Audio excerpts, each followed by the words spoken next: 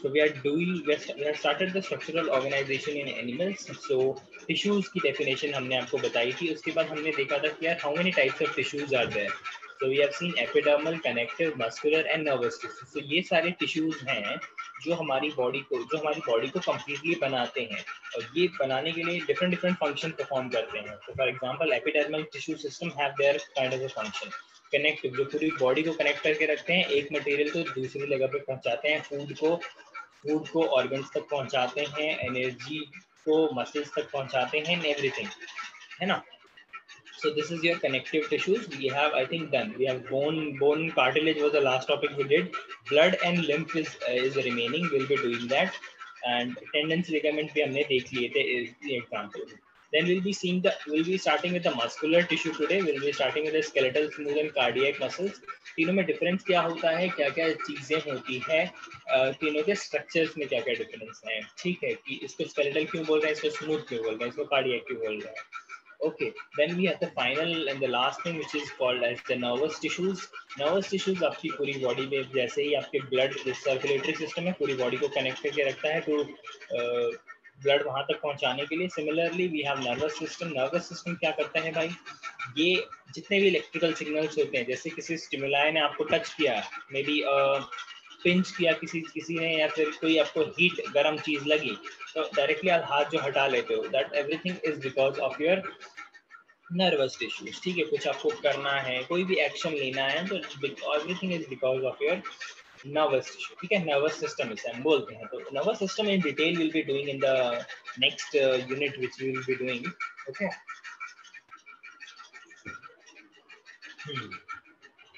we'll be doing the neurons and glia today. Okay, so this was just a quick revision.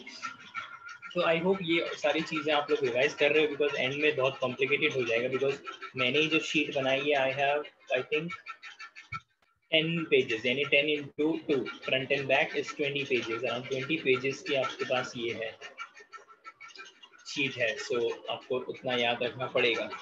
ठीक है, everything this if I tell you ना, don't get confused. If I am explaining this, if I am explaining this, so this much detail your NCERT doesn't require. ठीक है, जितना require करती है, अगर उसने टर्म ले लिया ना यार, उसने अगर NCERT में लिख दिया epiphysis and diaphysis, then this particular topic becomes relevant. ठीक है, टेंडेंस लिगामेंट यूज कर दिया, then this particular topic become important. इस वजह से आपको अंडरस्टैंडिंग लेनी है, वो आपको टॉपिक एक्सप्लेन नहीं करता रहेगा. You can not compare one topic, one entire big topic to a small topic. नहीं, आपको देखना है भाई एनसीईआरटी ने वो वर्ड लिखा है कि नहीं. अगर एनसीईआरटी ने वर्ड लिख दिया एपिफाइसिस, मतलब आपको ये पूरा बोन का स्ट्रक्चर आना चाहिए. This is the simple common understanding you should have. Okay, तो ये एक ट्रिक पॉइंट है, ये चीज आपको याद रखना है. अगर कोई वर्ड दिख गया, मतलब वो वर्ड का के सराउंडिंग में जितने भी टॉपिक्स हैं वो आपको करने पड़ेंगे, नो डाउट. कार्टिलेज तक हमने किया था, टाइप्स ऑफ कार्टिलेज भी हमने कर लिया. तो will be starting with the muscular tissue today. Okay, muscular tissues क्या होते हैं? They are made up of muscle cells. ठीक है, मसल सेल्स अगर हम देखेंगे, दे आर मोस्टली एलोंगेटेड, थोड़े से लंबे लंबे होते हैं.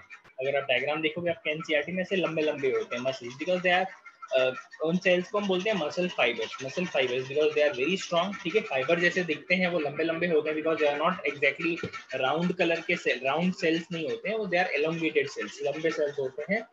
लंबे सेल्स का होने का मतलब होता है कॉम्पैक्ट पैकिंग. ठीक है, गोल सेल्स अगर होते हैं ना, तो गोल सेल्स होने की वजह से थोड़ा सा इंटरसेलुलर स्पेसेस बच जाता है. But your muscles is a thing which, मतलब आपकी पूरी बॉडी जो मूव कर रही है, इवन अगर आप पेन से लिख रहे हो, दैट इन्वॉल्व्स योर मसल्स. ठीक है, अगर आप बोल पा रहे हो, दैट इन्वॉल्व्स योर मसल्स, है ना. Everything is that. अगर आप हाथ उठा पा रहे हो, दैट इन्वॉल्व्स योर मसल्स. अपने आपका कंप्यूटर या फोन चलाया, दैट इन्वॉल्व्स योर मसल्स. तो इतना इंपॉर्टेंट है ये चीज. तो यहाँ पर आपको कॉम्पैक्ट स्पेसेस, कॉम्पैक्ट पैकिंग लगेगी फाइबर्स की. ठीक है, फाइबर्स वाई, बिकॉज फाइबर्स में कॉम्पैक्ट पैकिंग हो पाती है, और ये लोग काफी अच्छा स्ट्रेस वगैरह ले पाते हैं. ठीक है,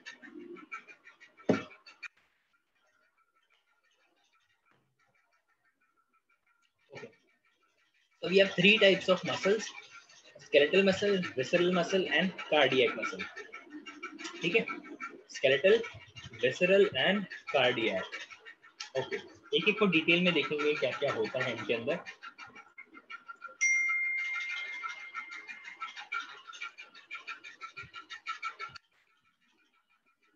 ये देखो, तो स्केलेटल मसल जो सबसे पहला होता है, skeletal muscle is something associated with skeleton, ठीक है।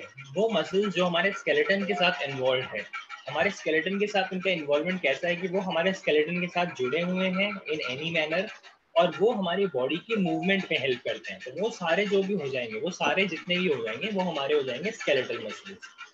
आई बात समझ में? वो जितने भी टिश्यूज या फिर सेल्स हो जाएंगे, वो हो जाएंगे हमारे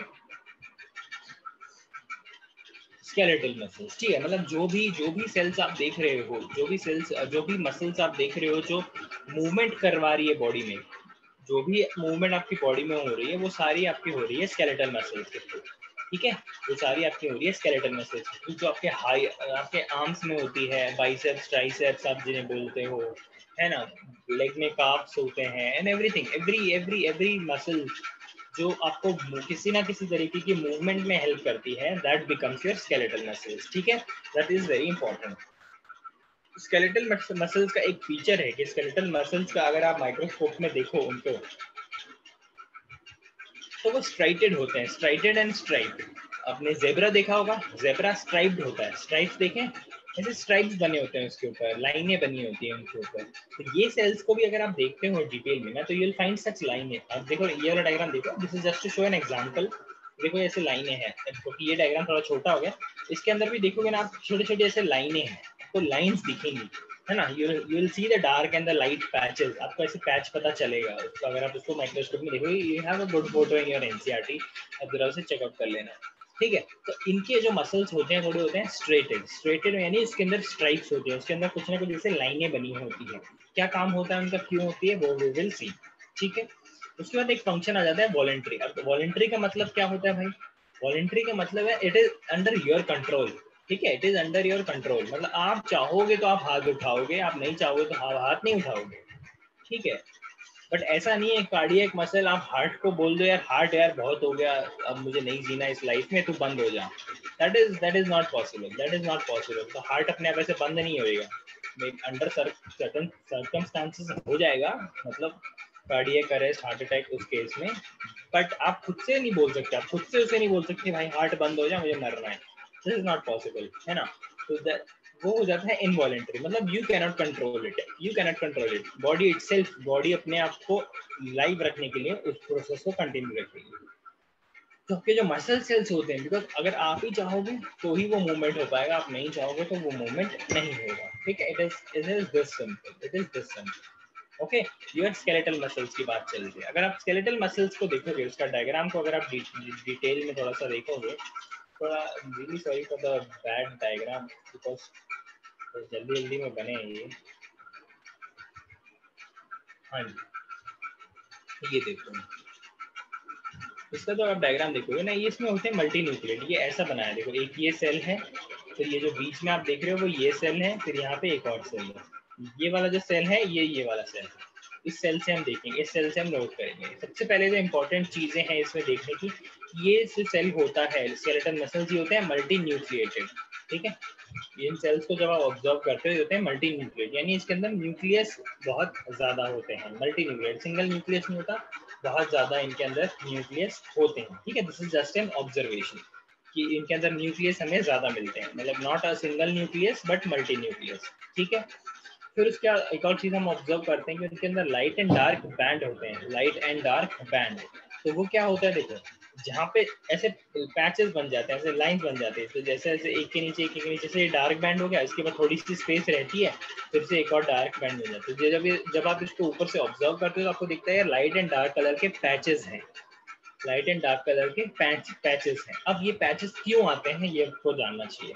तो जो डार्क बैंड होते हैं, उनके अंदर कॉन्ट्रेक्टाइल प्रोटीन होता है। तो वो कौन सा प्रोटीन होता है, मायोसिन। तो मायोसिन की वजह से वो जगह ब्लैक डार्क हो जाती है, because of the presence of that particular protein, ठीक है। मायोसिन उसे हम बोलते हैं, ठीक है सर, मायोसिन उसे हम बोलते हैं। तो लाइट बैंड होता है, लाइट बैंड के अंदर भी एक पर्टिकुलर प्रोटीन होता है, ठीक है।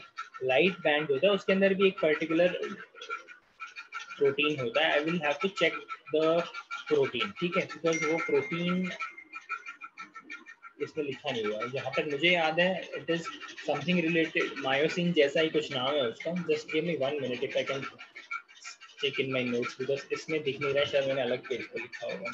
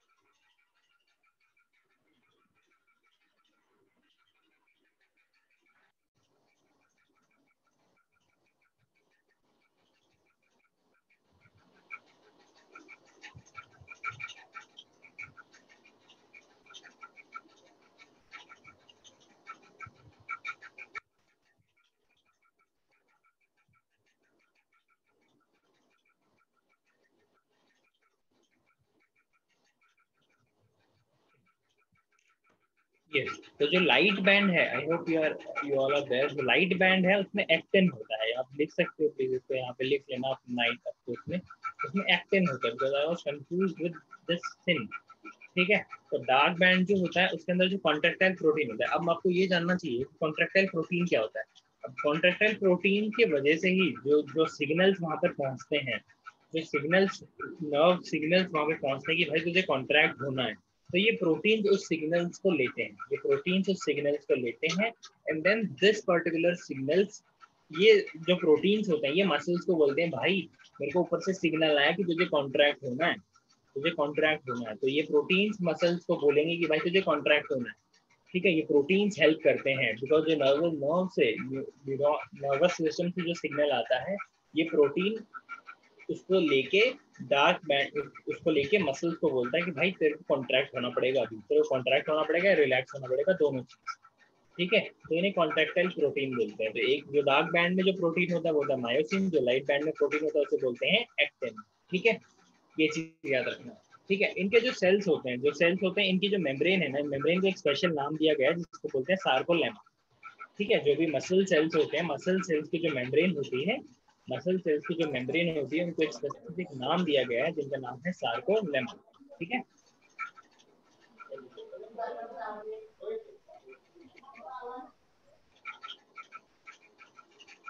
ओके, तो आई होप दिस स्केलेटल वाला इज क्लियर।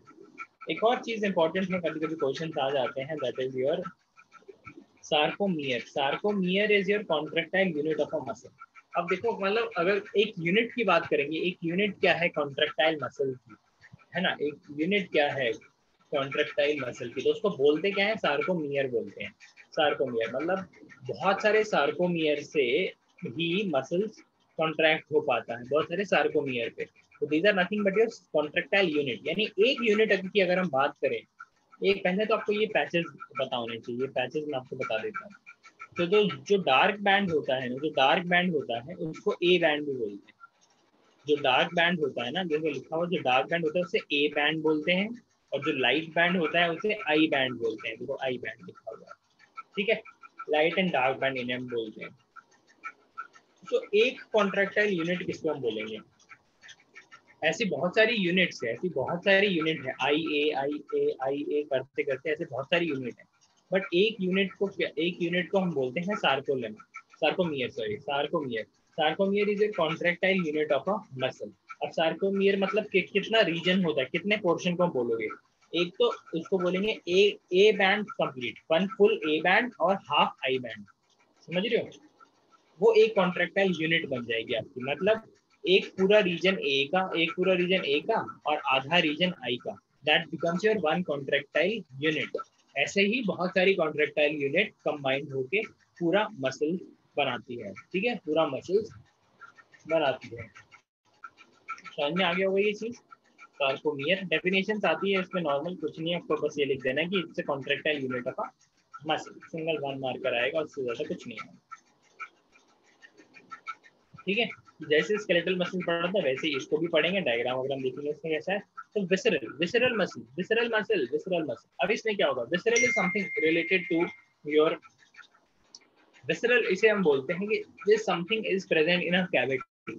अगर कोई चीज किसी कैविटी में प्रेजेंट होती है तो हम उसे क्या बोलते हैं, विसरल बोलते हैं। क्या बोलते हैं भाई, उसे हम बोलते हैं विसरल। कोई चीज अगर किसी कैविटी में प्रेजेंट होती है तो, ठीक है। तो हमारी बॉडी में देखो यार, अभी जितने भी मसल्स हैं, जो मसल्स हैं मतलब लोकोमोशन में लोकोमोशन के लिए जो यूज हो रहे हैं, सिंपल लॉजिक लगाना, जो लोकोमोशन के लिए यूज हो रहे हैं वो सारे मसल्स तो हमारे देखो आर्म्स में है, ठीक है, आर्म्स में, लेग्स में है, ठीक है, एंड पूरी मतलब बॉडी में ही है, बट नॉट अंदर के अंदर पे कहीं किसी को मूवमेंट की जरूरत नहीं है, ठीक है।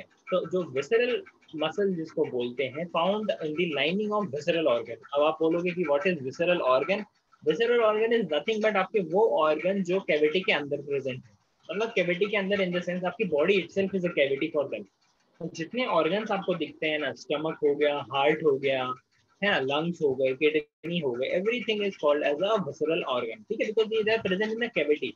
एक कैविटी के अंदर प्रेजेंट है वो लोग, ठीक है, तो उन्हें हम बोलते हैं विसरल मसल, विसरल ऑर्गन। तो विसरल ऑर्गन की जो लाइनिंग होती है, विसरल ऑर्गन की जो लाइनिंग होती है, उनके अंदर उस लाइनिंग के अंदर प्रेजेंट होते हैं आपके विसरल मसल्स, ठीक है। अगर प्रॉपर्टी जानना चाहेंगे हम विसरल मसल्स की, तो ये होते हैं नॉन स्ट्राइटेड। नॉन स्ट्राइटेड का मतलब आप समझ जाओ भाई, ये जो आई बैंड है और आई बैंड ए बैंड जो है, डार्क एंड लाइट कलर के जो बैंड है, ये इनमें नहीं होते हैं, ठीक है। नॉन स्ट्राइटेड, नॉन स्ट्राइप, ठीक है, ये दोनों चीजें नहीं होंगी। Non striated and stripe is just don't confuse, it is same thing. Stripe बोल दो, स्ट्राइटेड बोल दो, एक ही बात है।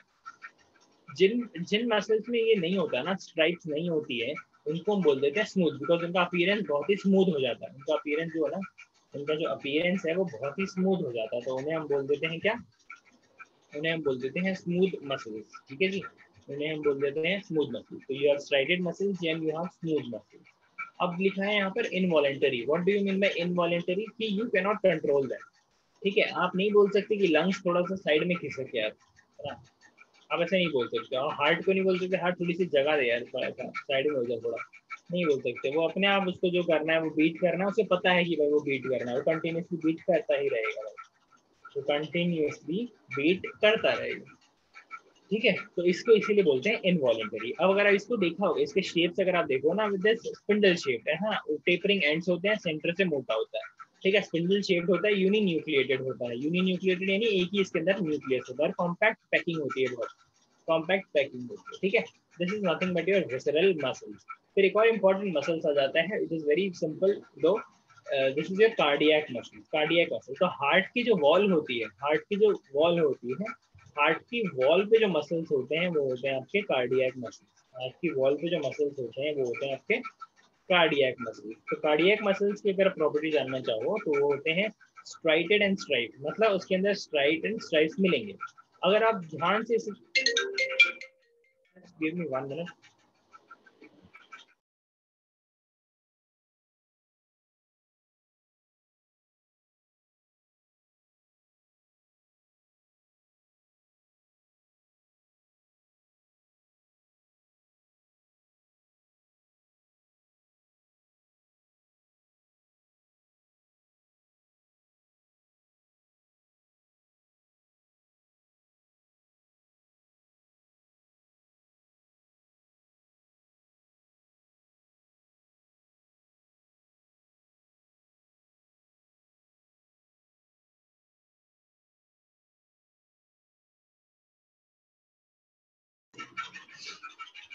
यस, सो हमने देखा, हाँ, मैं आपको एक शॉर्टकट नहीं बट एक कॉमन चीज बता रहा था जो ऑब्जर्वेशन मैंने की है, कि देखो भाई, है तो ये वाले इनवॉलेंट्री कार्डियक मसल्स हैं, इनवॉलेंट्री, बट विसरल मसल भी इनवॉलेंट्री है।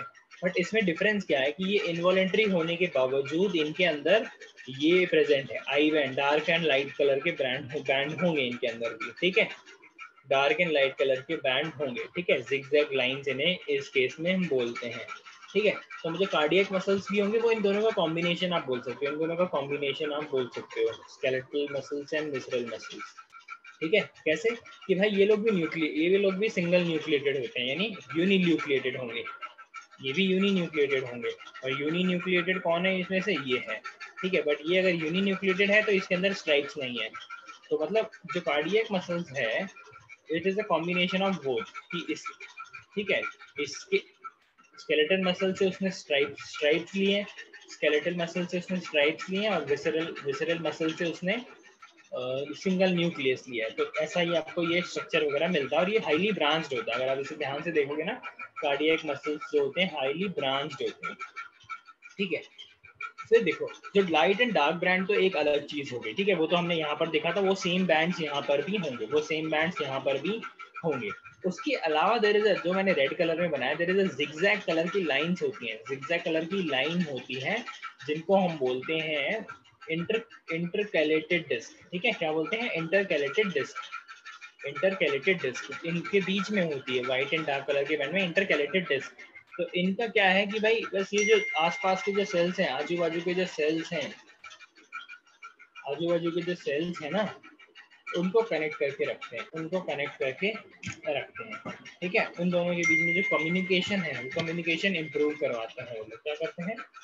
कम्युनिकेशन इंप्रूव करवाते हैं, कम्युनिकेशन इंप्रूव करवाते हैं, कम्युनिकेशन इंप्रूव करवाते हैं, ठीक है। तो आपको ये चीज इसमें याद रखनी है। तो this is your entire overview of this particular skeletal muscle. So I will request you all to just have a overview. एक बार आप देख लीजिए इसे, आपको किसी भी पार्ट में अगर कोई डाउट नजर आता है तो you can tell me. आप एक बार चेक करो इसको।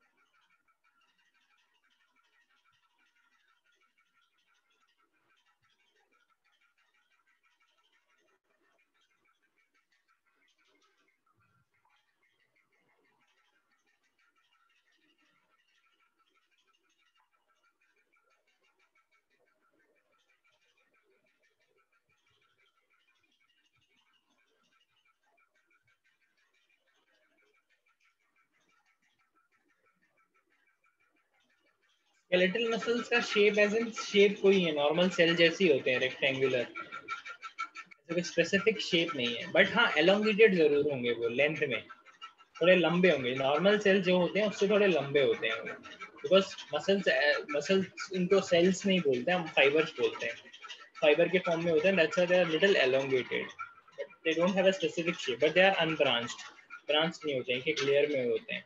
But if you see cardiac ना, इन पे नेटवर्क होता है, मतलब ब्रांच्ड होते हैं बहुत, ठीक है। आई होप आप लोगों ने पढ़ लिया होगा अभी तक। So we should move to the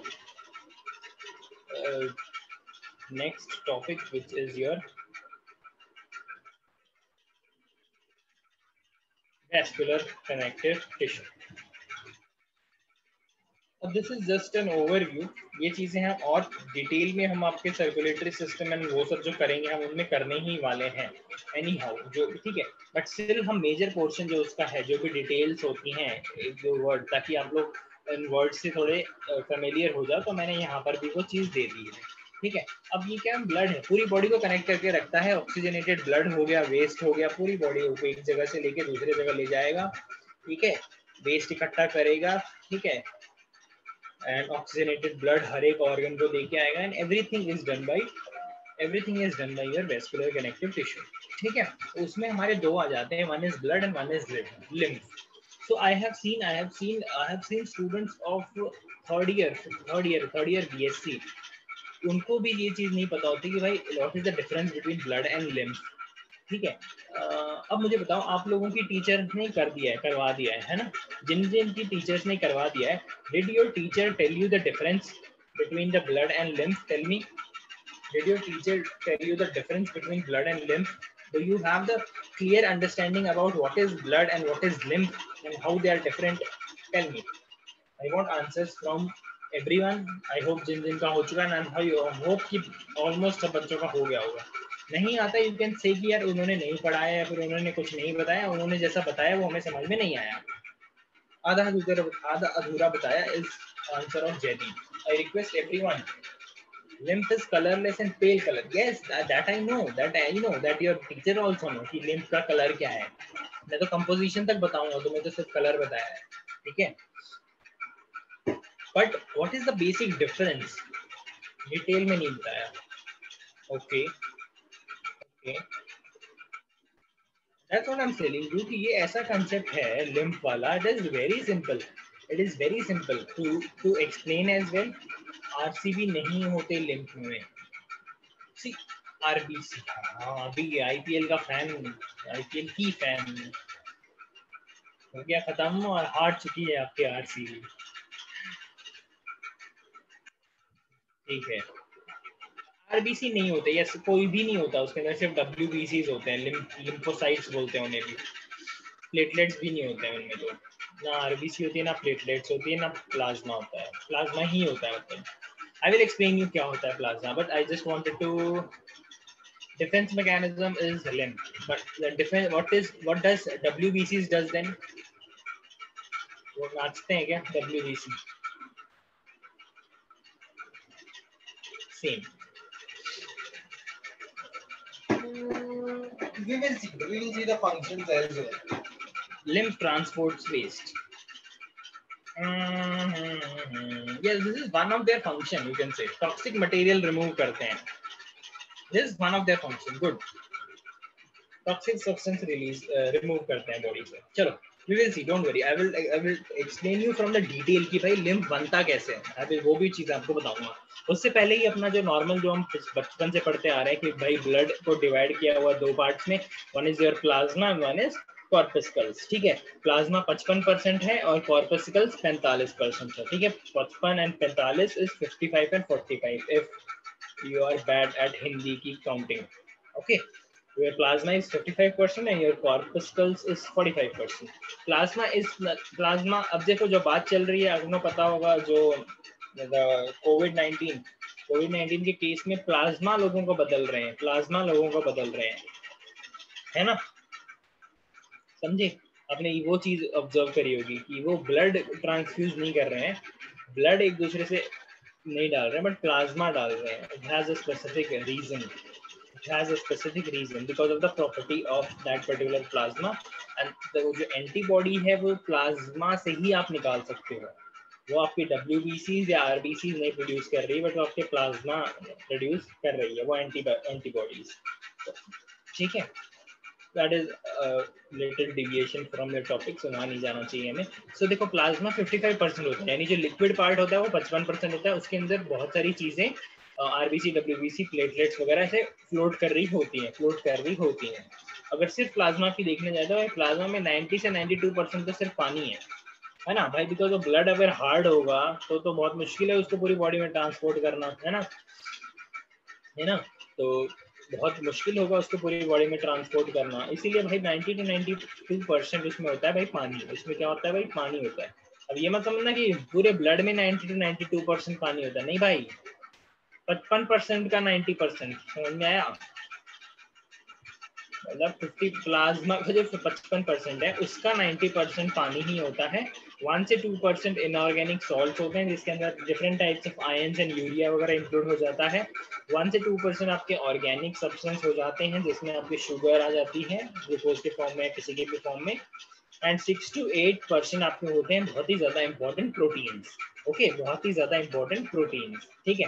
वो कौन कौन से प्रोटीन्स होते हैं, उनके 3 नाम दिए गए हैं, अगर याद नहीं होते हैं तो कोई दिक्कत नहीं है, आपको नॉर्मल स्कूल एग्जाम्स में तो कोई नहीं पूछेगा, may be in your need ये चीज आपके उभर के आ सकती है, तो आपको एक दिमाग में रखना चाहिए कि भाई सिंपल फ्लो चार्ट है, याद कर सकते हो, आई कैन अंडरस्टैंड, आप लोग याद कर सकते हो, आई कैन ट्रस्ट यू। तो इसके अंदर जो प्रोटीन्स होते हैं 3 मेजर टाइप हैं, दैट इज सीरम अल्ब्यूमिन जो ऑस्मो रेगुलेशन करती है बॉडी के अंदर, पानी कितना रखना है, कितना वेस्ट करना है, कितना एक्सक्रीट करना है, that is your osmoregulation. Then you have serum globulins,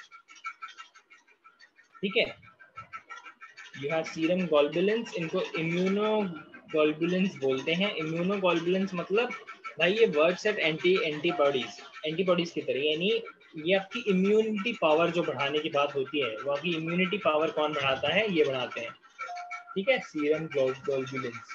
आपकी जो इम्यूनिटी पावर है वो कौन बढ़ाते हैं, सीरम ग्लोबुलिन्स बढ़ाते हैं।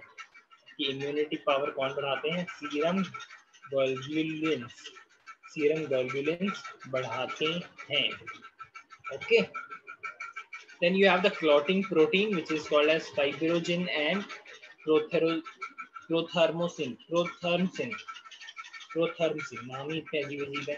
You have fibrinogen and prothromycin, ठीक है, ये आपके ब्लड क्लॉटिंग प्रोटीन है, ब्लड क्लॉटिंग में हेल्प करते हैं। हाँ, अभी आप बोलोगे कि यार ब्लड क्लॉटिंग तो प्लेटलेट्स का काम है। हाँ भाई, प्लेटलेट्स का काम है, प्लेटलेट्स को प्रमोट करना है, प्लेटलेट्स को हेल्प करते कौन है, प्लेटलेट्स को हेल्प करते हैं आपके ये फाइब्रिनोजन, ठीक है, fibrinogen, okay. So you have these clotting proteins. तो प्लाज्मा का कंपोजिशन अगर आप डिटेल में देखो तो ये है। फिर कॉर्पस्कल्स तो पता ही आप लोगों को, आरबीसीज है, डब्ल्यूबीसीज है, प्लेटलेट्स है, इनका नंबर बहुत इंपॉर्टेंट नंबर आप चेक कर सकते हो। नेगेटिव में what is the desired quantity, thousands में होता है, 20,000 40,000 ऐसे कुछ होता है इनका। एवरी डिफरेंट डिपेंड करता है the age of that particular person. तो आरबीसी देखो, डब्ल्यूबीसी देखो, प्लेटलेट देखो। प्लेटलेट तो अब सबको पता है भाई, क्लॉटिंग व्लॉटिंग में हेल्प करता है, कहीं भी कट लग जाता है तो हमारे प्लेटलेट्स ही सबसे पहले वहां पर पहुंचते हैं और अपना फंक्शन परफॉर्म करते हैं। इन सबको डिटेल्स में हम आने वाले चैप्टर्स में हम पढ़ने वाले हैं। डब्ल्यूबीसीज या डब्ल्यूबीसीज में 2 टाइप्स आ जाते हैं, ग्रेन्युलोसाइट्स और ग्रेन्युलोसाइट्स, ठीक है। ग्रेन्युलोसाइट्स में क्या होता है भाई, सिर्फ बताने के लिए बताया है, आपको डिटेल में इसको हम आगे पढ़ने वाले हैं। ग्रेन्युलोसाइट्स में क्या होता है, साइटोप्लाज्म होता है वो ग्रेन्युलर होता है। अग्रेन्युलोसाइट्स में साइटोप्लाज्म ग्रेन्युलर नहीं होता है, ठीक है। डब्ल्यूबीसी से आपका वही यार फॉरेन पार्टिकल्स को प्रोटेक्ट करती है, फॉरेन जो भी बैक्टीरिया फंजाई कोई भी बॉडी पे एक्ट करता है, तो यही लोग हैं जो हमारी बॉडी को छोटे मोटे वायरल फीवर या फिर कुछ ही भी चीज से प्रोटेक्ट जो करते हैं, वो है ये हमारे white blood cells, okay. Then we have अपने आरबीसीज। आरबीसीज की एक प्रॉपर्टी है, वो इन्यूक्लिएटेड होते हैं। इन्यूक्लिएटेड मतलब है उनके अंदर न्यूक्लियस नहीं होता, इनिशियली होता है, ये मत समझना इनिशियली नहीं होता। इनिशियली उनके अंदर न्यूक्लियस जी होगा, इनिशियली उनके अंदर जी न्यूक्लियस होगा, हाँ जी, इनिशियली उनके अंदर न्यूक्लियस होगा, बट ड्यूरिंग द मैच्योरेशन, जब वो मैच्योर हो जाते हैं तब उनके अंदर न्यूक्लियस नहीं होता है। क्यों इसका रीजन क्या है, देखो जब आरबी न्यूक्लियस काफी जगह ले लेता है सेल के अंदर, ठीक है, तो ये क्या करता है, आरबी से न्यूक्लियस को बाहर निकाल देता है और अपने ऑर्गेनलीज को भी बाहर निकाल देता है। थोड़ा बहुत जितना भी उसको रिक्वायर्ड होता है वो रखता है, बाकी एक्स्ट्रा सब बाहर निकाल देता है, सो दैट उसके पास मैक्सिमम स्पेस हो हीमोग्लोबिन के लिए, है ना। आरबीसीज रेड कलर के इसलिए दिखते हैं because of presence of haemoglobin. तो हीमोग्लोबिन का प्रेजेंस सबसे ज्यादा हो, इसीलिए आरबीसीज न्यूक्लिएटेड होती है, साइड अपने ऑर्गेनल्स भी निकाल देती है, ठीक है। तो this is your overview of your vascular connective tissues, blood जो आपकी पूरी बॉडी को कनेक्ट करके रखता है, ठीक है। इसको डिटेल में तो हम अपने सर्कुलेटरी सिस्टम वाले चैप्टर में हम पढ़ने वाले हैं, तो उसकी कोई आपको चिंता होनी नहीं चाहिए, okay. So now is the important thing which is your lymph. Lymph आपको पता करना है, लिम्फ करना है हमें, जिनकी कंपोजिशन देखनी है और फिर हमारे नर्वस टिश्यूज देखनी है। हाँ जी, अब देखो लिम्फ सबसे पहले, अब आई वांट जितने बच्चे हैं यहाँ पे to pay full attention to this particular topic, ठीक है, बहुत इंपॉर्टेंट है। लिम्फ आपको कोई नहीं पढ़ाएगा, लिम्फ आपको कोई नहीं पढ़ाएगा इतने डिटेल में, जितना मैं डिटेल में आपको जानना चाहता हूँ, but it is very simple, understand what is lymph. Lymph की बात चल रही है, lymph is formed by filtration of blood at tissue level. Lymph is formed by filtration of blood. क्या बोल रहा है भाई, भाई ये लिम्फ कुछ नहीं है, ये बोल रहा है कि भाई कुछ ब्लड से कुछ फिल्टर हो जाता है। ब्लड जो है, ब्लड किससे बना हुआ है, प्लाज्मा से एंड कॉर्पस्कल से। प्लाज्मा एंड कॉर्पस्कल से कुछ पार्टें फिल्टर कर जाती है, फिल्टर करके वो नीचे गिर जाती हैं। वो जो फिल्टर करके जो पार्ट नीचे गिर जाता है उसको क्या बोलते हैं, लिम्फ बोलते हैं। कैसे होता है ये चीज देखो, आपको ये सब याद होगा, हार्ट से different different kind of veins निकलती है, वेन्स आपकी फिर माइन्यूट वेनलेट्स में बन जाती है, then venules ends into your एकदम माइन्यूट, एकदम fine thin walled capillaries. You remember all this? Capillaries फिर डायरेक्टली उस particular cells to cell connected होती है और सेल्स को अपना नरिशमेंट दे देती है ऑफ अ पर्टिकुलर ऑर्गन में। मान लो ये सेल्स है और ये पूरा एक ऑर्गन है, इसके नीचे कोई तो भी ऑर्गन है, consider it as a lungs और कुछ भी यार, कोई भी पैनक्रियाज मान लो, किडनी मान लो, जो मानना है मान लो, ठीक है जी। अब ये देखो, ये जो सेल्स हैं, होता क्या है, देखो यार यहाँ से ब्लड आता है, तो ये जो वॉल्स हैं इसकी हार्ट से जितने भी वॉल्स वगैरह निकलती है, थिक वॉल्ड है, बहुत मोटी वॉल है, इनसे लीकेज पॉसिबल नहीं है, इनसे लीकेज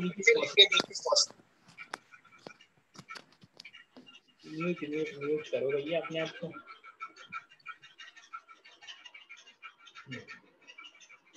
हाँ, इनसे इनसे लीकेज पॉसिबल नहीं है, बट होता क्या है, जब कैपिलरीज तक आ जाते हैं, कैपिलरीज इतनी फाइन होती है, इतनी फाइन थिंड होती है कि अगर कैपिलरी के अंदर आप कैपिलरी के अंदर से आप देख सकते हो, इजीली विजिबल होता है कि हाँ यार कुछ रेड कलर का लिक्विड अंदर है, फिर कुछ व्हाइट कलर का लिक्विड अंदर है, आप पता कर सकते हो, कैपिलरीज इतनी फाइन होती है। तो होता क्या है, जब कैपिलरीज सेल के पास आती है, कैपिलरीज जो भी डिजायर्ड सेल्स होते हैं उनके पास आती है, कुछ कुछ part because of this thin wall, because इतना पतला होता है कैपिलरी के वॉल्स, कुछ कुछ मटेरियल ब्लड का वो नीचे गिर जाता है, कुछ कुछ मटेरियल वो नीचे गिर जाता है, यानी इस स्पेस में आ जाता है, ठीक है, इस स्पेस में आ जाता है बिटवीन द डिजायर्ड ऑर्गन जहाँ पे ब्लड की रिक्वायरमेंट है एंड द कैपिलरीज, इसके बीच में यहाँ पर आ जाता है आपका क्या, ये एक लिक्विड। ये लिक्विड क्या है देखो, अभी आप अंडरस्टैंडिंग लो डेफिनेशन से। Lymph is formed by filtration of blood at tissue level, tissue level की बात चल रही है, टिश्यू चल रहे हैं, टिश्यू में ही है। फिल्टरेशन ऑफ ब्लड, ये जो ब्लड है, ये ब्लड है, इसके अंदर ब्लड फिल्टर हो गया, filtration of blood at tissue level, ठीक है, फिल्टरेशन ऑफ ब्लड। तो ये जो फिल्टर आता है, ये जो फिल्ट्रेट आता है यहाँ पे, जो नीचे गिर गया फिल्टर हो गया ब्लड से, इस फिल्ट्रेट को बोलते हैं। और क्या चीज फिल्टर होती है, अब देखो यार, पानी, ब्लड, आरबीसीज डब्ल्यूबीसीज तो निकलेंगे नहीं सेल के अंदर से, क्या निकल सकता है ब्लड के अंदर से, क्योंकि मेम्ब्रेन क्रॉस करनी, मेम्ब्रेन, आरबीसी डब्ल्यूबीसी तो मेम्ब्रेन क्रॉस कर नहीं सकते, तो तुम बताओ क्या चीज मेम्ब्रेन क्रॉस करेगी, प्लाज्मा ही ना, वाटर और प्लाज्मा यू कैन से, है ना, वाटर और प्लाज्मा ही क्रॉस करेगी। सो वाटर और प्लाज्मा इसको क्रॉस करती है, तो ये हो जाता है सम प्लाज्मा गेट फिल्टर्ड। प्लाज्मा ऐसा भी नहीं कि भाई प्लाज्मा सारा का सारा आ जाएगा, कुछ फिल्टर्ड आता है, कुछ कुछ इंग्रेडिएंट्स प्लाज्मा के आएंगे, कुछ कुछ इंग्रेडिएंट्स प्लाज्मा के नहीं आएंगे। तो जो ये आपका प्लाज्मा आ जाता है, इस जो फिल्टर्ड प्लाज्मा को ही आप क्या बोलते हैं, फिल्टर्ड प्लाज्मा को ही आप बोलते हैं लिम्फ, फिल्टर्ड प्लाज्मा को ही आप क्या बोलते हो, लिम्फ। और ऐसा नेटवर्क इन लिम्फ का पूरी बॉडी में होता है, बिकॉज कैपिलरीज हर जगह है ना। फाइनल जो डिफ्यूजन होता है ब्लड का, ऑक्सीजनेटेड ब्लड का, ठीक है, वो कैपिलरीज ही करती हैं आपकी, वो आपकी कैपिलरीज ही करती हैं, ठीक है। इसको लिम्फ भी बोलते हैं या फिर इंटरस्टिशियल फ्लूइड भी बोलते हैं, इंटरस्टिशियल फ्लूइड भी बोलते हैं, ठीक है जी। अब भाई फंक्शन अगर कोई आपसे पूछे कि भाई फंक्शन क्या है लिम्फ का, अब देखो फंक्शन क्या है, it acts as a middle man between capillaries and cell.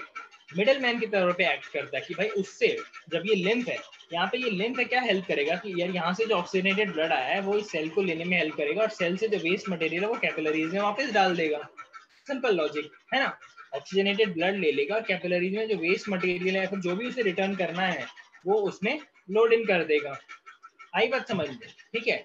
What ever exchange takes place is through this liquid. तो ये जो लिम्फ है, जो भी चेंजेस हो रही है बॉडी, जो भी एक्सचेंज मटेरियल हो रहा है इन दोनों के बीच में, वो एक्सचेंज किसकी वजह से हो रहा है, किसके थ्रू हो रहा है, दैट इज योर लिम्फ, ठीक है। तो ऐसा ही लिम्फ का नेटवर्क पूरी बॉडी में। अब मुझे एक बताओ, कैपिलरीज तो बहुत एन नंबर ऑफ कैपिलरीज होंगी पूरी बॉडी में, है ना, एन नंबर ऑफ कैपिलरीज होंगी पूरी पूरी बॉडी में।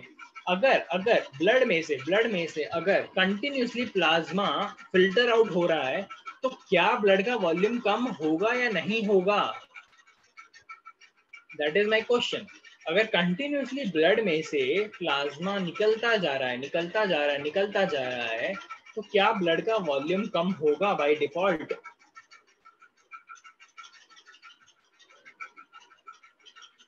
यस और नो?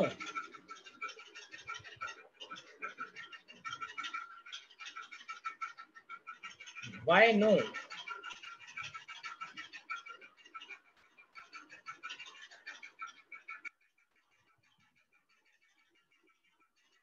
वापस नहीं जाएगा मतलब, अगर देखो ये ब्लड है, यहाँ से ये ब्लड है, ब्लड आ रहा है 100%, इसके पास सब कुछ है, 100% में से यार 10% यहाँ पे लूज आउट कर गया तो सिर्फ 90% आगे जा रहा है।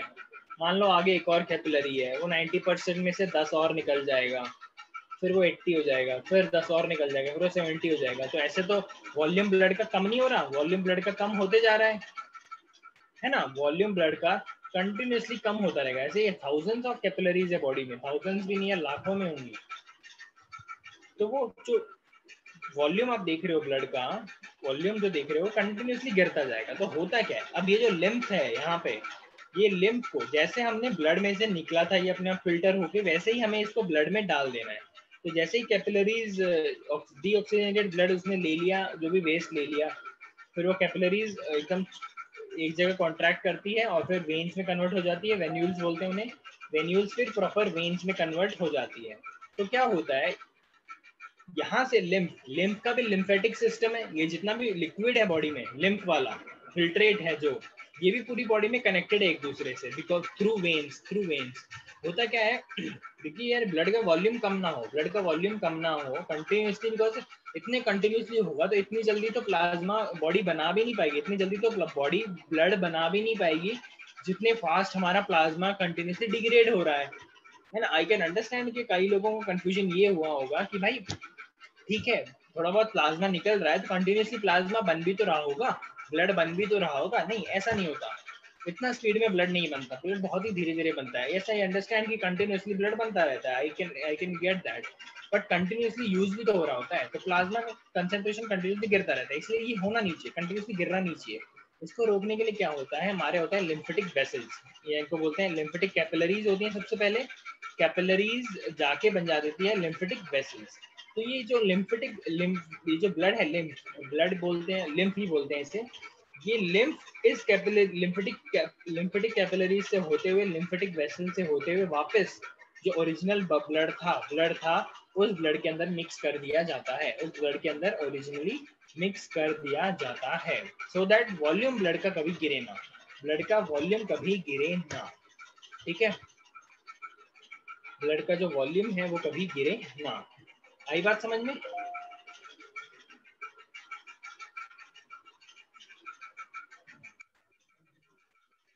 ब्लड कहाँ बनता है, ऐसे वो कंटिन्यूसली देखो ब्लड के अंदर दीज आर माइन्यूट सेल्स, तो वो सेल्स हैं वो कंटिन्यूसली चेंज होते रहते हैं। कहाँ बनता है मतलब there is no specific organ, ठीक है, वो कंटिन्यूसली हमारी जो सेल्स होते हैं these are nothing but cells. हाँ, ब्लड ऐसे कोई ऑर्गन नहीं है, they are nothing but cells. वो सेल्स कोई मरता है तो नए बन जाते हैं, मरता है नए बन जाते हैं, ऐसा है। ठीक है,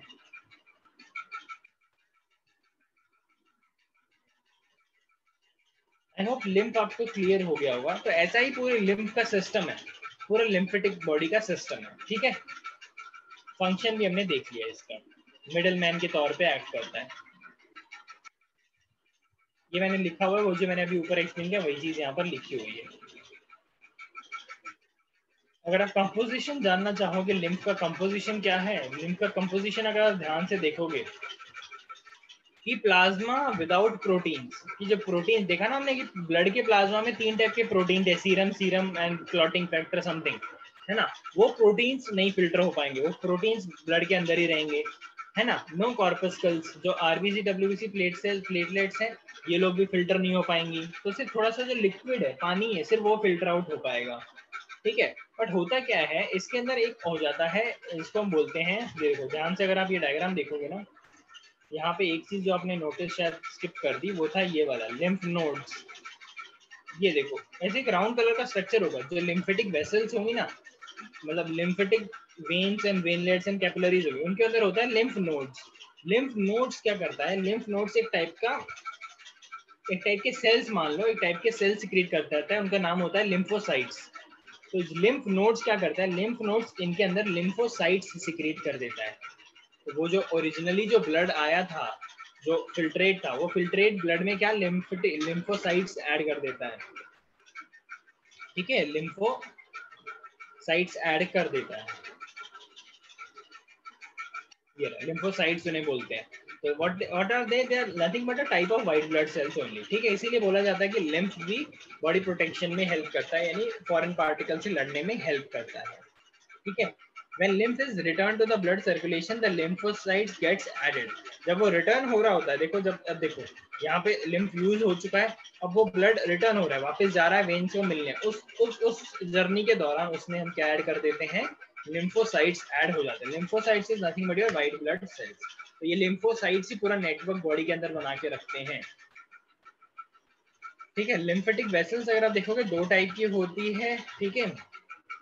थेरेसिक बोलते हैं इसको, एक होता है थेरेसिक और एक होता है right lymph vessel. Thoracic left side के लेफ्ट बॉडी के लेफ्ट साइड का लिम्फ कलेक्ट करती है, और जो ये है राइट लिम्फ वेसल है, राइट साइड का लिम्फ कलेक्ट करती है।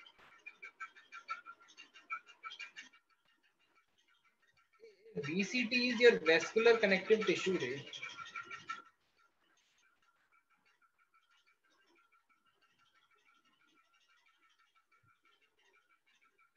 Okay, this was your composition. Function देख लो, easy language में लिखा हुआ है। It helps in exchange of material between blood and tissue. Agree? Yes. It helps in transport of fats. Fats का transport करने में ये help करते हैं, एक specific property इनकी कि जो fats होता है उसको transport अगर करना है तो वो इनके through ज़्यादा effectively होता है। Blood के through भी होता है but इनके through ज़्यादा effectively होता है। Lymph nodes act as filters. They remove toxic material like cancerous cells. तो जो लिम्फ नोड मैंने आपको दिखाया है, ये लोग क्या करते हैं, फिल्टर के तौर पे एक्ट करते हैं। फिल्टर के तौर पे ये लोग एक्ट होते हैं। क्या फिल्टर के तौर पे, कि कोई भी फॉरेन पार्टिकल टॉक्सिक मटेरियल अगर उसे दिखाई देता है, कोई भी टॉक्सिक मटेरियल अगर उसे दिखाई देता है तो वो टॉक्सिक मटेरियल को हटा दिया जाता है, वो टॉक्सिक मटेरियल को हटा दिया जाता है। आई बात समझ में?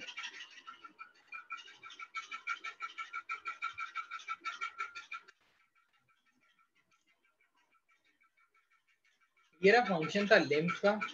Then we have the last topic which is your nervous tissues. Nervous tissues very simple, आप लोगों ने पहले भी इसको बहुत डिटेल में पढ़ा हुआ है, आगे भी हमारा जो लास्ट यूनिट है उसमें भी हम इसे पढ़ने वाले हैं।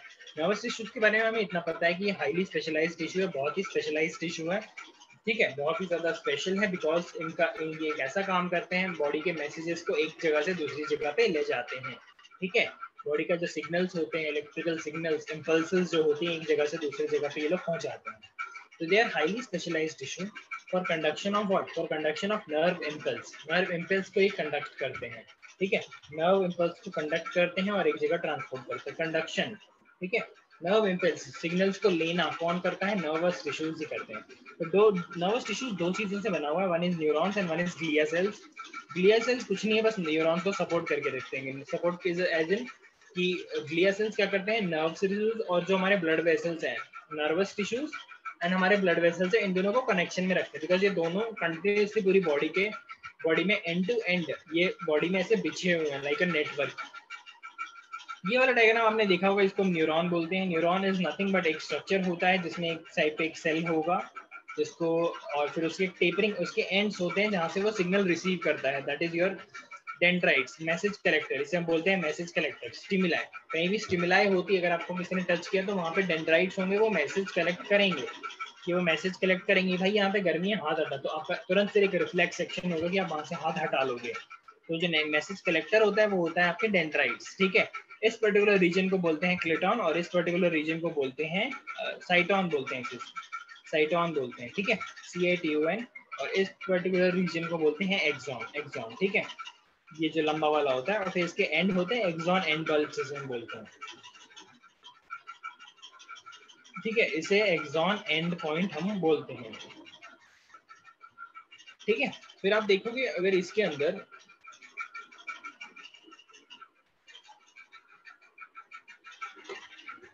तो this is your structure of your neuron, ठीक है, this is your structure of neuron. ऐसे ही बहुत सारा नेटवर्क में होता है, ठीक है। इनके अराउंड कुछ सेल्स होते हैं जो कवर्ड होते हैं माइलिन शीथ में, माइलिन शीथ में, और ये जो माइलिन शीथ है ये सीक्रेट कौन करता है, ग्लिया सेल से करते हैं। साइटोन सही वाई होगा आई थिंक, CY या CI, देखो जो भी spelling I don't know, check कर लेना। साइटोन होगा या फिर CI लग रहा है मुझे, साइटोन CY होगा, चलो नो इशू। जो माइलिन शीट है ग्लिया सेल सिक्रीट करते हैं, और वो कौन से ग्लिया सेल्स होते हैं, वो होते हैं शॉन सेल्स।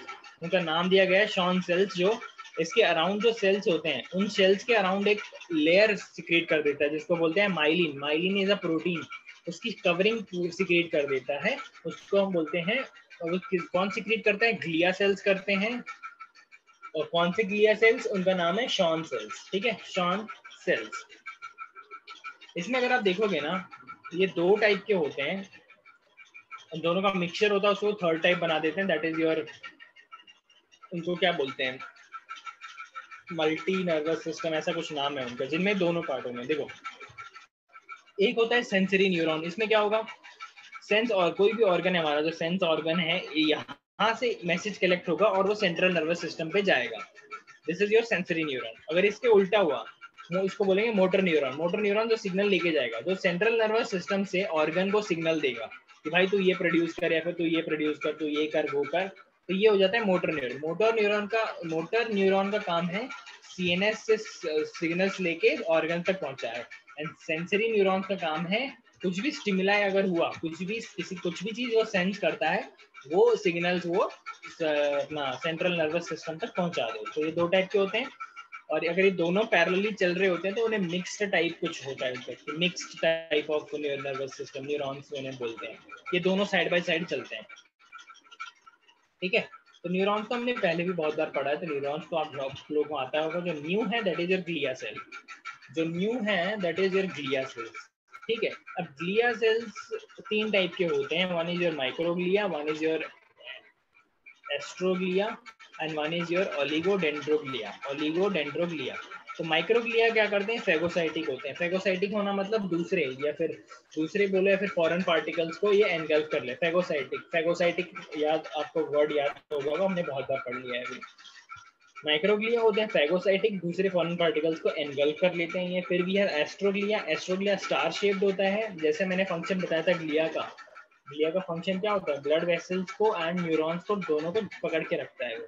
ब्लड वेसल्स को और न्यूरॉन्स को दोनों को वो पकड़ के रखता है, hold blood vessels and neuron together, क्योंकि वो पूरी बॉडी में उनका नेटवर्क होता है। You have ओलिगोडेंड्रोग्लिया। ओलिगोडेंड्रोग्लिया जैसे मैंने आपको बोला था, ओलिगोडेंड्रोग्लिया ये जो माइलिन शीट्स जो सिक्रीट करता है, माइलिन शीट जो सिक्रीट करता है, ये वाला, एक मिनट, यही पे क्या, हाँ, जो माइलिन शीट सिक्रीट करता है वो भी एक ग्लिया सेल है।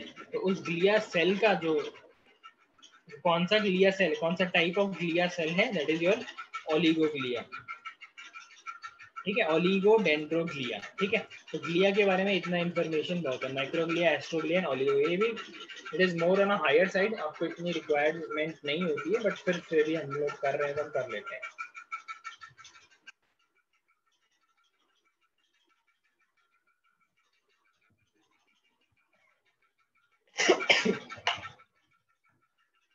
ठीक है, so in this way the major the most of the important topics from this particular chapter is over. इसके बाद आपके वो अर्थवर्म एंड वो सब स्टार्ट हो जाते हैं। that is not in your topic for this time, so I think it is better to not waste time on that. Instead we can do other topics, other important topics first. ठीक है, so we'll be starting with the next unit tomorrow. If you have any doubt you can just directly message me and we will, yes, biomolecules I have told you ना, starting में बोला मैंने।